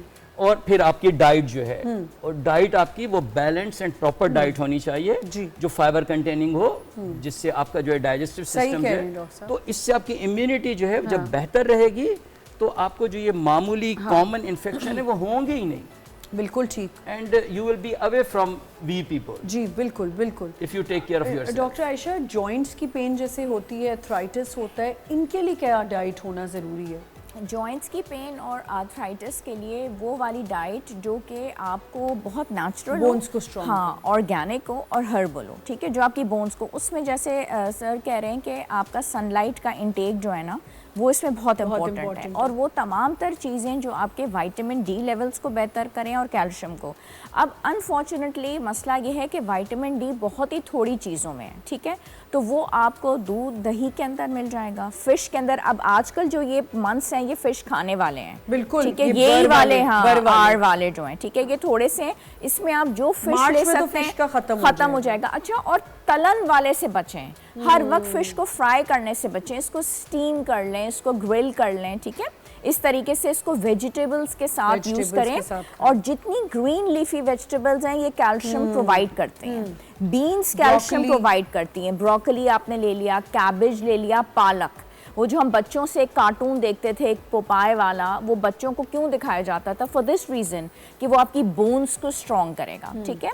तो उसमें दूध आ गया, दही आ गया, चीज़ आ गया, मछली आ गया, या हम बाहर से चीज़ें लेने का इतना रिवाज है, इतना फैशन है, तो फिर वो वाला सीरियल या दूध या दही जिस पे लिखा हुआ हो fortified with vitamin D, otherwise वो बेकार है। सही, ठीक है। डॉक्टर साहब, हाइजीन पे जब बात करते हैं तो छोटे माइनर जो मेजर्स हैं वो क्या हैं हाइजीन के लिए?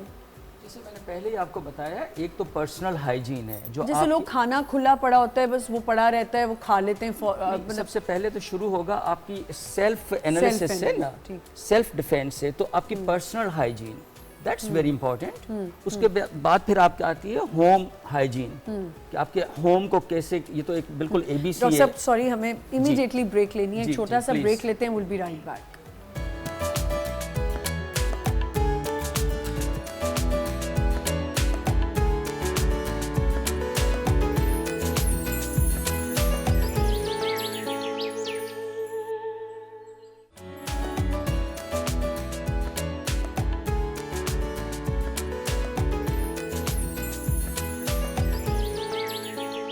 Welcome back once again. हाँ, सब जानते हैं कि अगर आपने रोशन सवेरा देखना है या आपने बोल एंटरटेनमेंट देखना है, कोई भी चैनल देखना है, तो आपको एक स्मार्ट टीवी की ज़रूरत है। आजकल हर किसी को स्मार्ट टीवी चाहिए, लेकिन अगर मैं आपसे कहूं कि एक ऐसा टीवी जिससे आप बात भी कर सकते हैं, वो आइवा। आप देख रहे हैं हमारे चैनल पे, आप बहुत अरसे से हमारे शो पे देख रहे हैं कि आइवा के कंज्यूमर्स भी आए, उन्होंने भी बात की। आइवा की बहुत सी फीचर्स हैं, बहुत ज़बरदस्त हैं। इट्स अ स्मार्ट टीवी, और इसके फीचर्स मैं आपको बता देती हूँ। आइवा स्मार्ट टीवी सिर्फ टीवी नहीं, एक स्मार्ट असिस्टेंट है। चैट GPT वॉइस असिस्टेंट आपके हर सवाल को फ़ौरन जवाब, वो भी उर्दू और इंग्लिश दोनों में देता है। आप किसी के भी बारे में जानना चाहें, आइवा आपको सिर्फ आप वॉइस में बोलेंगे और वो आपको उसकी पूरी डिस्क्रिप्शन बता देगा। उसके अलावा बच्चों के लिए हम सबसे ज़्यादा परेशान हो रहे होते हैं जब हमारे बच्चे टीवी से बहुत ज़्यादा अटैच होते हैं या टीवी की तरफ मुतवज्जा होते हैं या स्क्रीन्स की अट्रैक्शन होती है।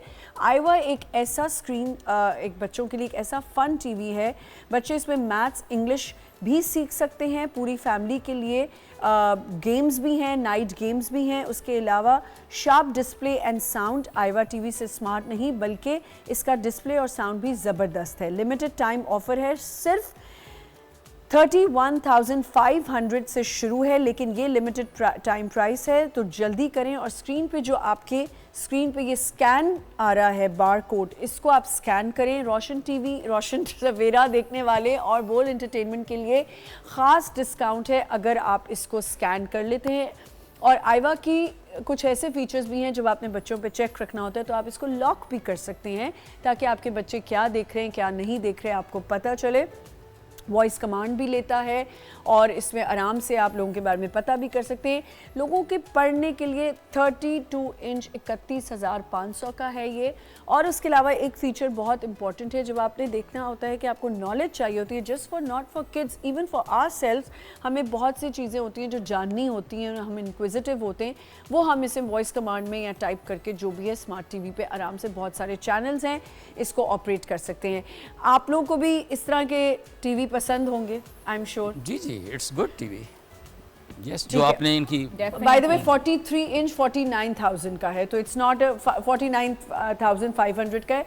डॉक्टर्स के लिए भी ये बहुत अच्छा है। That's very good. Definitely. लेकिन पार्टिसिपेंट्स के लिए तो शायद स्पेशल कोई डिस्काउंट होगा। नहीं पार्टिसिपेंट, हाँ अभी तक वहाँ डिस्काउंट है। आप वो बारकोड आप अपनी स्क्रीन पे देखें, 10% डिस्काउंट है आप लोगों के लिए। आप बिल्कुल जाएं और ले सकते हैं। ये नंबर्स भी आ रहे हैं, ऑर्डर भी कर सकते हैं, PR कोड भी है और इसको आप स्कैन भी कर सकते हैं। अच्छा, आई थिंक हमने इन्फेक्शंस पे बात की और इस पर बहुत अच्छी हमने डिस्कशन की। डॉक्टर साहब, मैं चाहूँगी थोड़ा सा एक चीज़ मुझे बताएं कि हमारे लॉन्ग आवर्स स्लीप जो है कितना अफेक्ट करता है हमारी हेल्थ को?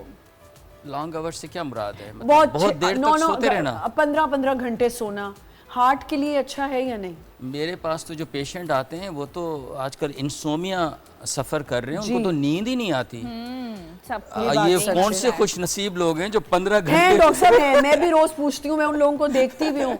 हमारे PCR में भी ऐसे लोग हैं, मेरे कुछ जानने वाले हैं जो 16-16 घंटे भी सो जाते हैं और हमें इंसोम्निया ही नहीं छोड़ता। And without any pill, without any. माशाल्लाह से। लेकिन मैं कहती हूँ ये हेल्थ के लिए गलत है। डॉक्टर साहब आप बताएं कि ये हमारी डाइट के लिए कितना गलत है? डाइट के लिए बहुत ज़्यादा गलत है। और दूसरी बात यह है कि जो कुदरत का निज़ाम है, मैं अपने बच्चों को भी ये बोलती हूँ, इनकी जब वेकेशंस होती हैं तो ये मोबाइल्स पे बैठे रहते हैं या लैपटॉप्स पे भी। जो क्लिनिक में जितने बच्चे आते हैं उनको भी मैं यही बोलती हूँ, जो कुदरत का निज़ाम है, जो रात का हार्मोन है, अब मेलेटोनिन है, उसने रात को ही रिलीज़ होना है, ठीक है।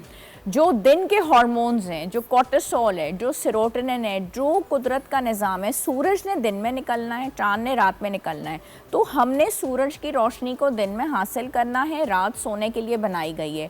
आप जो मर्जी कर लें, एड़ी चोटी का जोर लगा लें, आप दिन में सो रहे हैं, रात में जाग रहे हैं, तो ये जो हार्मोनल इम्बैलेंसेस हैं, क्यों बच्चियां आजकल सफ़र करती हैं हार्मोनल इम्बैलेंसेस से, एक्नी से, वेट गेन से, बच्चे डिप्रेशन में जा रहे हैं, टीनेज डिप्रेशन है, that is because all of this is because of hormonal imbalances. जो हैप्पी हार्मोन है, सेरोटोनिन है, वो अपना काम नहीं कर पाता। बच्चे जो है वो रात में जाग रहे हैं, दिन में सो रहे हैं, कोर्टिसोल लेवल्स बढ़े हुए हैं इनके। जब हम ब्लड टेस्ट कराते हैं कोर्टिसोल इतना बढ़ा हुआ होता है। अब उसके क्या साइन एंड सिम्टम्स हैं? इनके पेट बाहर को निकले हुए हैं, वजन इनके बड़े हुए, स्ट्रेस में ये बच्चे हैं, ग्रेड्स भी इनके सफ़र करते हैं। सिर्फ बच्चे नहीं, मुझे ऐसा लगता है डॉक्टर आयशा, डॉक्टर एवरीवन मैं इंक्लूड करूंगी, आप भी बताएं कि स्किन के ऊपर कितने असरात होते हैं, कितना बुरी स्किन होने लगती है अगर आप टाइम से उठ नहीं रहे, लंबा लंबा सो रहे हैं।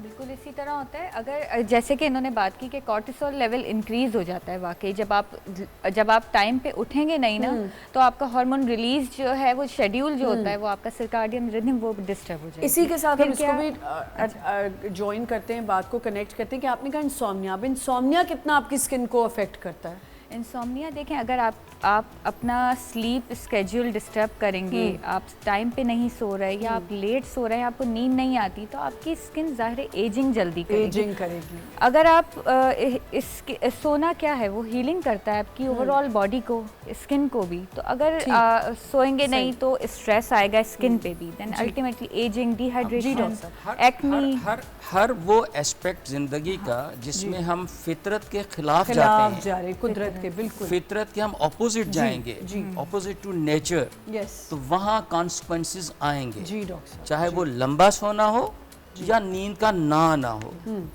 तो नींद is very very important for your health. उसमें आपकी पूरी बॉडी रिपेयर करती है, right from toe to brain, right from जो ऑस्टियोप्स हैं उससे लेके आपके न्यूरॉन्स तक। जी डॉक्टर साहब, तो वो दैट्स वेरी इंपॉर्टेंट। सो ये सारी हमें नेचर के साथ चलना है। जैसे डॉक्टर साहब ने कहा कि अल्लाह सुब्हानो ताला ने कलाम पाक में भी कैटेगोरिकली ये मेंशन किया है कि नींद रात मैंने इसलिए बनाई है कि आप सो जाएं, जी और फजर की अजान का भी इसीलिए वो एक पर्पस है उसमें, हाँ जी। कि जैसे ही आपका जस्ट बिफोर डॉन सूरज निकलने से पहले आपने उठना क्योंकि होता ना है। आप खाना टाइम पे खा रहे हैं, जो अल्लाह ताला ने आपके टाइम हम लोगों ने सेट किए हुए जिस पे हमें खाना है, 3 टाइम खाना है, इसी से फिर इन्फेक्शंस हमें होती हैं। बिल्कुल देखें, जब भी हम बिल्कुल मीडिया को मैं रिक्वेस्ट करूंगा, स्पेशली मीडिया को मैं रिक्वेस्ट करूंगा कि इन टॉपिक्स पे ज़रूर बात करें कि पूरा हमारा मुआशरा जो है वो पूरा हमारा मुआशरा डिटेच हो गया है